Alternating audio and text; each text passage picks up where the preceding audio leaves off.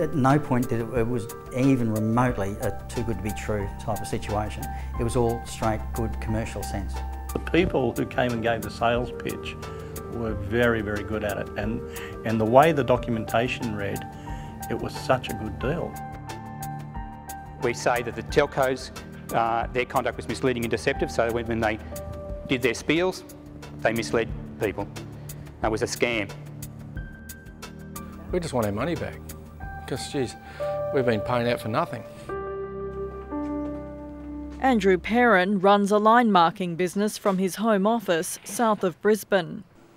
Paul, g'day, it's Andrew from Line Markers. How are you? He signed up as a Fresh Telecoms customer a few years ago. What sold him was the inclusion of a PABX system to divert his calls to phones outside the office. Well, it was exactly what we had been paying for our total telecommunication costs over the previous months, and it was about $558 per month for 60 months. That's the 5-year contract. He also got a computer monitor and copy fax machine, sweetening the deal even more. I was uncomfortable about signing a 5-year contract, but I'm not that comfortable about signing a 5-year lease on a motor vehicle as well, but you've just got to do it. But about 18 months later, Fresh went bust and sent an email apologising to its customers. Worried about missing his clients' calls, Mr Perrin scrambled to sign up with a new service provider. He also rang Macquarie Equipment Rentals, Fresh Telecom's financial backer, to cancel the contract. But Macquarie was adamant that he was legally bound to pay the $11,000 still owing. It looks as though, unbeknownst to us, they have used a credit provider to take the entire value of the contract in a lump sum right at the beginning. They have pocketed it, and we now know that there are hundreds and hundreds of people around Australia, just from Fresh Telecoms, that have been injured by this. Not prepared to risk being sued, he continues to fork out the cash, but has joined a group of Queenslanders fighting what they believe is an injustice. Lawyers have filed a claim against Macquarie Equipment Rentals in the federal court for breaches of the Trade Practices Act. We're just a small business, and this is costing us big time for the legal fees, and we really do need to make sure that the situation, which we believe is happening on an ongoing basis, is brought to everybody's attention. Rod Tyson also wants his money back.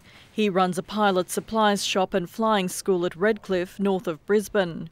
All up, the contract he signed with Fresh Telecoms will cost him about $26,000.